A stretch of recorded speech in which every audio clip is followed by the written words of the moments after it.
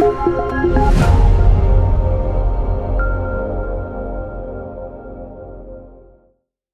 mois après les élections générales, la RDC tarde toujours à décoller. Des problèmes sécuritaires, économiques et budgétaires et sociaux minent toujours l'évolution, le développement de ce grand pays d'Afrique.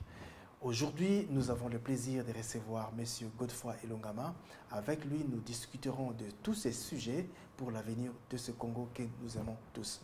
Alors, mesdames et messieurs, bienvenue dans votre émission Parlons-en Kinshasa Europe, où nous allons recevoir ces dignes fils de la République démocratique du Congo. Nous sommes ici à Genève. Nous allons lui poser toutes les questions et lui donnera aussi la solution pour que le pays aille mieux.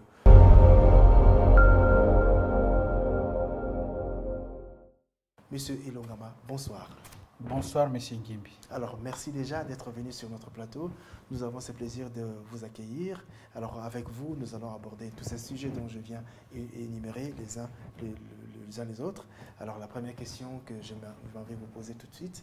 Alors, 10 mois après l'élection de Félix Tshisekedi, quel bilan tracez-vous de cet exercice du pouvoir? Le bilan est négatif, largement négatif, comme tout le monde le sait. Et vous savez très bien que jusqu'à présent, on attend toujours de voir M. Félix Tshilombo se mettre au travail. Parce que, donc voilà, vous savez déjà que tout a mal commencé, déjà par la tricherie électorale. Ça fait que le peuple s'est froissé. Et puis, en plus de cela, il y a maintenant le problème des tribalismes qui s'invitent au niveau du pouvoir. Ça fait que les choses ne vont pas comme on l'espérait. Mais on ne peut pas toujours voir des choses du mauvais côté. Tout à fait. Il y a quand même la chose la plus importante, c'est que Joseph Kabila n'est plus là.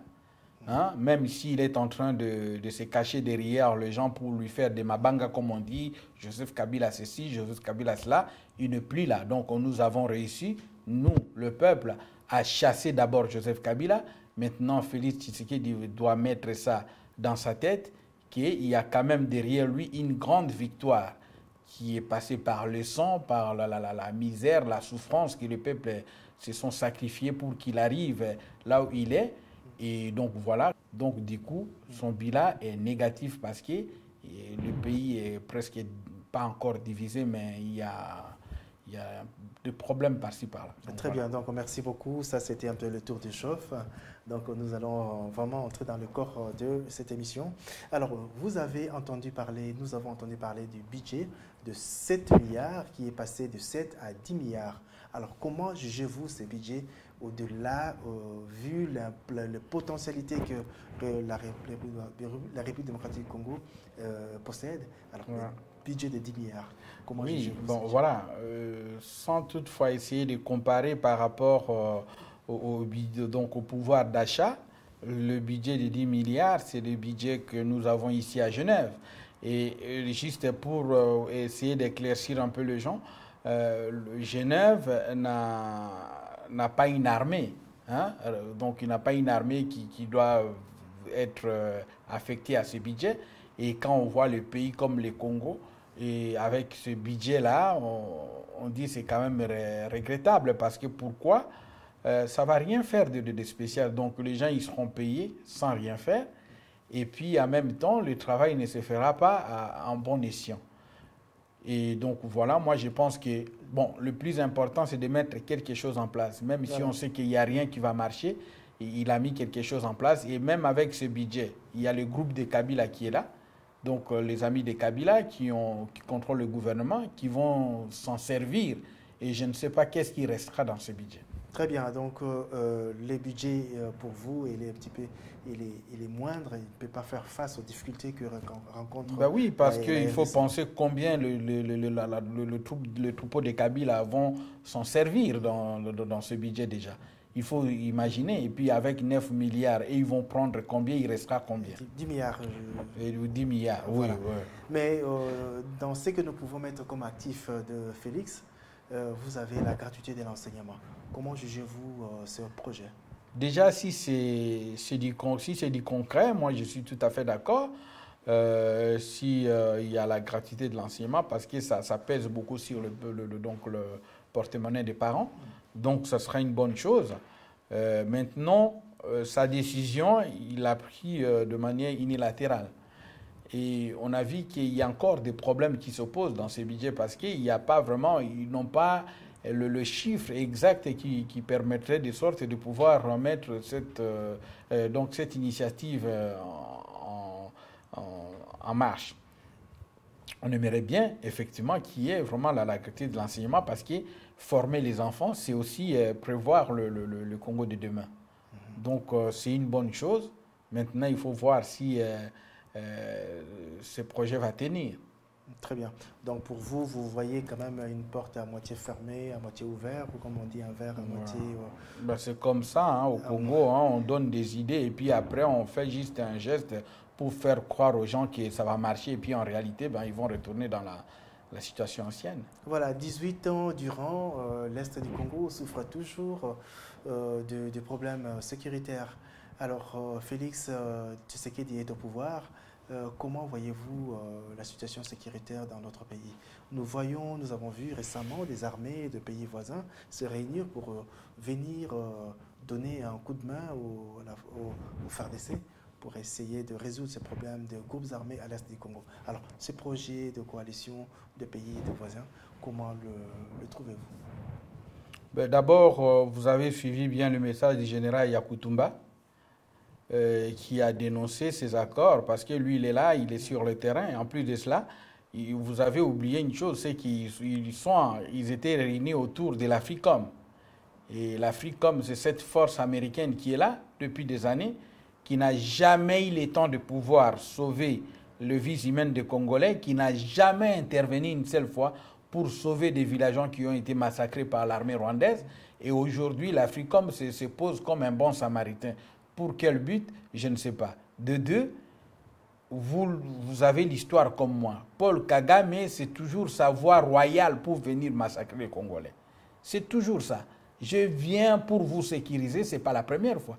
Il en a fait à plusieurs reprises, depuis son idée des AFDEL jusqu'à aujourd'hui. Et il recommence toujours de la même manière. Donc, il revient toujours à la charge. À chaque fois qu'il se sent un peu isolé, il veut toujours revenir pour se faire croire qu'il maîtrise. Le problème, c'est quoi? C'est que Paul Kagame veut tester réellement s'il contrôle Félix Tshilombo. C'est ça le problème. Mais ce n'est pas le Rwanda qui va amener la paix au Congo. Il ne faut pas rêver. Très bien. Donc, pour vous, ces projets-là, c'est déjà voué à l'échec. Donc, ça ne marchera pas. Ça ne marchera jamais. Et puis, les Congolais n'accepteraient jamais que ces gens, ces agresseurs, puissent retourner dans la grande porte. Très bien. Alors, passons à la question suivante. Il y a eu des élections qui se sont déroulées au Congo. Le FCC est majoritaire dans le Parlement, dans toutes les assemblées provinciales. Ils contrôlent le Sénat, mais ils ont fait l'alliance avec le CACH, donc le FCC, le CACH. Comment voyez-vous cette alliance? Quel avenir donnez-vous à cette coalition? Alors, la chose que je dois d'abord revenir, vous avez parlé des élections. Il ne faut pas sauter ça parce que c'est un sujet hyper important. C'est-à-dire que les élections, on sait ce qui s'est passé. C'est comme au système de Joseph Kabila. Il a encore triché. Et puis, donc, il a mis cette fois-ci Félix Tshilombo. Pourquoi? Parce que la pression était tellement forte. C'est grâce à Martin Fayulu qu'on salue avec Lamouka. Ils ont fait un travail incroyable d'aller chasser Joseph Kabila jusque dans ses retranchements pour faire de sorte que Félix Tshisekedi, Joseph Kabila puisse chercher une autre solution que son candidat. Parce que Chadari, c'est Joseph Kabila, c'est le pantin de Joseph Kabila. Vous comprenez? Maintenant que Félix Tshilombo est là, quand vous parlez des accords, il n'y a pas eu vous parlez de l'alliance, il n'y a pas eu d'alliance. Il y a eu les accords secrets qui se sont mis en place pour partager le pouvoir. Joseph Kabila, comme il a vu qu'il était dans une situation difficile, il a choisi les candidats de son choix. Et ces candidats, c'était Félix Tshilombo. Donc, comme lui, il a choisi, ces candidats, il a mis en place, ils ont partagé le pouvoir. Donc, ils ont signé des accords qu'un jour, ils seront jugés avec ces accords s'ils ne font pas attention. C'est-à-dire que si Félix Tshisekedi ne revient pas vers ce concitoyen, c'est-à-dire que le peuple congolais, s'il revient vers le peuple congolais et qu'il organise par exemple un conclave, là, ça pourrait peut-être pardonner parce que là, on pourrait discuter entre nous. Mais s'il les garde dans l'état qu'il est actuellement, ben, il se posera toujours des problèmes. Mais il faut savoir que ce n'est pas une alliance, mais ce sont des accords secrets qui a abouti à ce partage du pouvoir. Mais quel est le sort, quel sort vous donnez à cet accord, cette alliance? Mais je veux vous dire une chose, hein. Pour dénoncer ces accords, il y a une chanson que Nyo Kalongo chantait, il disait Sekele ezalakase poya motomoko. Yami bale etikali lisusu sekelete. Donc, si Antoine Félix Tshilombo entend le message que je viens de lui donner, il doit savoir que, quoi qu'il arrive, Joseph Kabila lui dénoncera pour lui mettre au fond du gouffre. Donc, c'est à lui de comprendre. Le seul moyen de comprendre ça, c'est de revenir vers ses concitoyens, comme je l'ai dit. Je ne peux pas changer de mot parce qu'ensemble, nous allons mettre le Rwandais dehors. Il faut qu'il n'oublie pas ça. Ça sort de la bouche de son papa. C'est lui qui a fait de sorte que lui profite de tout aujourd'hui. Et Tien Tshisekedi, il a dit ceci. Il a dit que mon pays, et même l'espace aérien congolais est occupé par des Rwandais. Même l'espace aérien, à l'époque de son papa. Donc nous sommes occupés par des Rwandais. Maintenant, il ne faut pas qu'ils se trompent des amis comme Vital Kamerhe. Ils sont là, Vital Kamerhe est au service de Joseph Kabila. C'est à lui de revenir vers ses concitoyens, c'est-à-dire que ses anciens amis de la politique, le Lamuka, ça va lui donner une autre force. Mais il ne va pas le faire au grand jour. La politique, elle est ce qu'elle est. C'est à eux de trouver de voies et moyens pour pouvoir réunir cette nation. Nous voulons l'unité, nous ne voulons pas la séparation. L'image du tribalisme et consorts que ce que nous montre, ce n'est pas ça le Congo, ce n'est pas ce peuple-là. Nous ne sommes pas de peuple séparé ou aîné. Hein? Nous sommes un peuple uni, donc qui reviennent vers nous, les choses marcheront tranquilles. Ensemble, nous ferons beaucoup de bonnes choses. Très bien. Donc, mesdames et messieurs, nous vous rappelons que vous suivez Parlons en Kinshasa Europe. Nous avons sur notre plateau M. Godefroy Elongama, analyste politique. Donc, nous allons avancer dans notre émission. Nous avons la question de Minembwe. Aujourd'hui, Minembwe se trouve dans une situation très très difficile. Les gens fuient de partout. Alors, nous ne savons pas exactement ce qui se passe de l'autre côté. Alors, vous, quelle est votre opinion, quelle est votre analyse sur la situation qui se passe à Minembwe? Alors, le conflit de Minembwe, ça se passe comment? Donc, il faut être très bref. Voilà. C'est-à-dire que Minembwe, c'est un territoire congolais.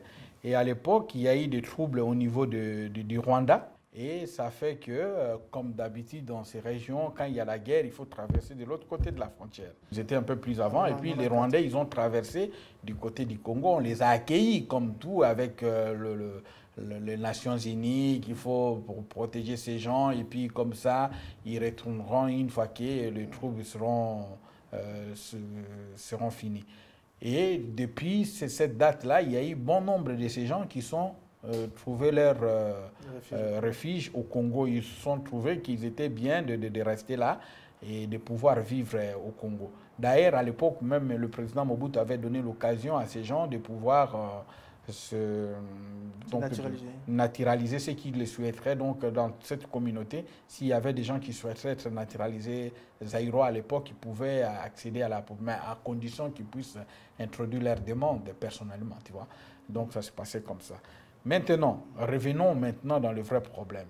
Il faut d'abord aller sur Google Maps et taper Minembwe pour voir où se trouve Minembwe. Minembwe se trouve au sud-ouest de l'Ouvira. Et puis, il se trouve aussi vers Fizi, donc il se trouve entre Ouvira et Fizi. Donc pour Fizi, il est au nord-est de Fizi. Donc c'est un territoire qui est vraiment à l'intérieur du Congo.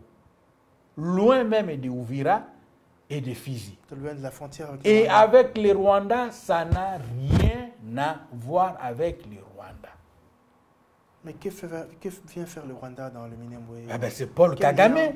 Mais quel lien faisez-vous entre Minembwe et Mais c'est ça le problème. C'est qui veut dire que. C'est quoi le problème? Mais le problème, c'est quoi? C'est que comme Paul Kagame, à chaque fois qu'il y ait le Rwandais Tutsi résidant dans le territoire congolais, ils viennent poser des problèmes aux Congolais à travers ces frères-là. Et si ces frères-là refusent, ben, ils vont subir la sentence de Paul Kagame parce que lui ne rigole pas avec eux. Il les tue comme des mouches. Donc, du coup, il veut créer des problèmes au Congo à travers ses concitoyens, les réfugiés qui se sont traversés du côté, et en tête avec ces garçons de course comme Rouberois et Nyarungabo, je ne sais pas, l'autre Moïse là, qui s'appelle comme ça, je ne connais même pas son nom, c'est difficile à prononcer. Et ces deux-là, des anciens de RCD qui était donc le bébé de FPR, qui sont maintenant donc ensemble avec Joseph Kabila, ils veulent créer un problème, ils veulent créer toutes les structures nécessaires pour nous apporter encore des problèmes. Heureusement, il y a le général Yakutumba qui est là, qui a posé résistance. Vous parlez du général de Maïmaï. Oui, effectivement, le Yakutumba. Et que Félix doit profiter de son service parce qu'il nous manque un peu de fois de courageux. Et du fait qu'il y a un courageux comme celui-là, il faut qu'il profite à essayer à soutenir secrètement notre frère pour qu'il puisse lui booster un peu de l'énergie pour mettre en échec le plan de Paul Kagame. Mais le problème qui est là, c'est que Paul Kagame est obsédé de l'esprit de tuer des gens. C'est une obsession. Pour lui, quand il n'y a pas de mort, il ne vit pas bien. Quand il n'y a pas de mort, il ne vit pas bien. C'est ça le problème. Donc, à chaque fois qu'il y ait des morts, Paul Kagame se porte bien. Et quand il n'y a pas de sang qui coule, il ne se porte pas bien. Le problème est là. Mais la question que moi je me pose, c'est pourquoi on tue des chefs de djihadistes de gauche à droite, on tue tous les criminels du monde, on les traque comme on veut, et quand on arrive chez Paul Kagame, on lui laisse un grand boulevard à chaque fois. Pourquoi? Ce qui veut dire que les Occidentaux, ils se présentent à mal à travers ce monsieur-là. Et l'Occident que nous croyons être la terre des gens de la culture démocratique, en réalité, ce ne sont que des aventuriers. Mais comment expliquer qu'un grand criminel de longue date comme ça, on peut lui laisser sillonner le monde et imposer ses idées à chaque fois comme ça? D'accord, mais parlons du Congo, Monsieur Elongama. Alors, des Minembwe, nous passons à l'opposition. Oui. Dans l'opposition, il y a Monsieur le président Félix, le président Bemba, le président Fayoulou et le président Katumbi et l'ancien Premier ministre Mozito. Alors, il se pose un problème de porte-parole de l'opposition. Alors, qui voyez-vous occuper ce poste-là? Non, mais bon, écoutez, ça c'est des comédies. Hein. On n'a pas besoin de porte-parole de l'opposition. Hein. Nous avons de vrais problèmes maintenant. Pour eux, ils cherchent toujours là où se trouvent les gâteaux pour essayer de se partager les gâteaux. Moi, je ne sais pas d'où vient cette idée d'histoire de porte-parole de l'opposition. Mais c'est dans la Constitution. Ouais, mais on n'a pas besoin de ça, parce que nous avons des problèmes à régler. Il y a une tricherie électorale. Et jusqu'à présent, il y a le Congolais se divise de gauche à droite. Et tous ces problèmes-là doivent être résolus immédiatement, même si cette Constitution ne respecte que là où se trouvent des problèmes. Très bien. Quand on cherche des problèmes pour mettre le pays en difficulté, on va invoquer la Constitution. Mais quand il faut chercher des solutions, la Constitution n'existe pas. Alors, vous avez dressé un tableau assez sombre pour le Congo depuis le 10 mois qui vient de s'écouler. Comment voyez-vous l'avenir de la RDC dans le jour J'ai dressé le tableau sombre pour Félix Tshisekedi, mais pas pour le Congo. Parce qu'aujourd'hui, si M. Tshilombo était vraiment un Congolais, il était le fils de M. Tshisekedi, on devrait chanter la victoire. Soyons clairs, nous sommes arrivés à la fin du combat. C'est celui-là, avec ce petit garçon qui l'entoure derrière, qui l'empêche de pouvoir libérer ce pays. Nous sommes au bout du combat. Nous sommes à la victoire que nous attendions pendant des années. Il faut à tout prix qu'il y ait une attente nationale. Ça, je répète et je le redis encore. Si aujourd'hui nous nous entendons, ça va bien marcher. Mais il ne faut pas aller chercher des gens à s'entendre de gauche à droite. Il connaît là, il faut chercher. Il doit s'entendre avec la Mouka. Il doit s'entendre avec le peuple. Nous devons être unis. Et cette unité passera par ces voies-là. Nous ne pouvons pas dire que je vais chercher parce que celui-là, il est de Bandundu. Je vais lui chercher. Non. Il sait où se trouve la volonté des Congolais. Le fait de se réunir, ça pourrait apporter quelque chose de bien. Mais si nous ne nous entendons pas, nous allons continuer dans la même logique. Que ce soit même Martin Fayoulou passer là-bas et qu'il passait à la même logique de la politique, comme Félix Tshisekedi, de ne pas s'entendre avec les autres, mais on aura toujours le même problème. Le problème, il est là. Nous sommes au bout de notre combat. Mais pourquoi il nous empêche, pourquoi il empêche que ses concitoyens puissent sortir de cette impasse? C'est ça le problème. Ce n'est pas facile, je reconnais. C'est très difficile parce qu'en face de lui, il y a Félix Tshisekedi, il y a Joseph Kabila avec ses confrères rwandais. Mais malgré ça, il est dans son pays. Il est dans son pays, il peut faire les choses pendant le jour ou la nuit. Mais il a la capacité de le faire. Il faut s'entendre pour réunir des forces. Parce que pour moi, même quand j'aborde la question de la tricherie électorale, ce n'est pas question d'être président de la République. C'est question de voir les Congolais se rassembler et penser à leur pays. C'est ça ce qui compte. Mais ce n'est pas par l'esprit du dictat que Félix Tshisekedi est en train de faire avec son groupe. Non, il faut vraiment aller dans des voies de la paix, des voies de la réconciliation pour nous réunir parce que Joseph Kabila est par terre. Mais c'est lui qui est en train d'essayer de le tirer debout. C'est tout ce que je pourrais dire. Très bien. Alors, nous acheminons tout bonnement vers la fin de notre interview, de notre émission. Nous demandons le dernier mot à M. Ilongama. Alors, veuillez vous adresser à cette caméra-là et quel message lancez-vous au peuple congolais en ce moment qui vous suit? Voilà, le message que je dois lancer, c'est que c'est un combat que nous nous sommes battus pendant des années. Vous savez très bien, ce n'est pas seulement des simples déclarations comme ça. Nous avons investi pour mettre aujourd'hui Joseph Kabila dehors. Nous avons mis des paquets de l'argent. Cet argent, on ne l'a pas reçu du Congo. C'est de l'argent qui fait de sorte que nous souffrons des insomnies ici pour pouvoir investir pour notre peuple. Nous nous sommes bâtis. M.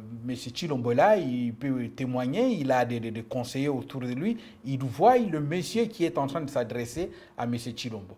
Il sait très bien qu'aujourd'hui, vous êtes le vrai fils biologique d'Etienne Tshisekedi. Et vous observez très bien à travers les phrases de votre papa. Ce que moi, je vous demande, c'est ceci. Il ne faut pas nous amener des projets. Des projets, on en aura beaucoup. Mais le problème le plus essentiel, c'est l'unité du Congo. L'unité des Congolais. Je peux répéter ça en lingala. Félix, zongela bandeko na yo. Bamangungu wana otomona ki onga na zalibo onga na za président, on n'en a pas besoin, on s'en fout complètement de ça. Zongela bandeko na yo. Boyo kabo sangala parce que oyebi très bien que mboka wana ezali occupé. Joseph Kabila n'a ko répété en combien de fois. Azalaka ndeko na biso te, azalaka pe congolais te, nangana yo toyebi kutu côté abimela te. Abimela toyebi kutu te. Donc azalaka rwandais. Na archive naye aza rwandais. Na entourage naye aza rwandais. Elobeli naye aza rwandais. Bizaleli naye aza rwandais. Bandeko naye baza ba rwandais. Joseph Kabila aza ndeko na biso te. Aza moini na biso. Ayaki wana kaka na bit moko ya kotia mobulu. Tala eta mboka eza lelo. Tu t'imagines yo muto za kinwa. Soko tani mboka na niveau eza lelo. Bongo siko yo kendeki na ba intérieur. Omoni ndenge ezalaka. Parce que Rwandais mususu wana caméra memaki yo. C'était une chance pour voir oza na ba image wana lelo. Na niveau nini bakota na mboka na biso et puis na niveau baza koluka kotia mobulu. Donc le seul force oyo koki ko sala de sorte ki tokoka kolonga ezali koyokana. Zongela bandeko na yo wana bosonaki bosolola. Kosolola ningi koloba te ki nazala dépendant na bango te. kosolola ngi koloba to ka solution juste oyo ko permettre biso to bimanzela koyoka na eleki tout bino na basango na batu nyonso tu bozali wana namona kaka bosambelaka mpona ntina nini mpona koka bwana biso toza boye toza bien mais toza kobunda mpona bino. Pourquoi? Parce que toyebi ke toza kaka mutu moko quelle que soit la situation à vie toza kaka makila wana moko bandeko wana kaka moko tokoloba ngo ndenge nini tango via azalaki abo okoki kotuna même bandeko na biso baza na Genève bayebi na bundi bitumba wana teke mpona koluka baintérêt te jamais et puis koinvestir wana ezalaki teke mpona koluka intérêt te jamais le contraire bit ezali kaka moko tango tokobima biso nyonso tu victorieux tango mboka wana tokobima biso nyonso tu na boyokani c'est ça la victoire que nous cherchons. Biso to botama aboy to botama ndenge na botama mpona kobunda tina libela me to yokana. Félix Tshisekedi sala nyonso tu boka koyokana parce que bato yo signaki na bango bakor baza bapaya basigné mpona ba intérêt na bango mpona intérêt na yo te po baza lelo na mboka na biso toza occupé. Donc tout ce que je pouvais dire c'est ça. Alors merci mesdames et messieurs de nous avoir suivis. Merci à notre invité, M. Godefroy Elongama. Et nous disons merci également à M. Jérôme Miguel qui a mis à disposition tous ces matériels, qui va s'occuper également du montage de cette émission et de la réalisation. Nous remercions tout le monde qui a donné de son temps, de loin ou de près, pour cette émission, la réussite de cette émission. Nous vous souhaitons une très belle soirée et nous donnons rendez-vous dans nos prochaines éditions. Merci beaucoup. Merci.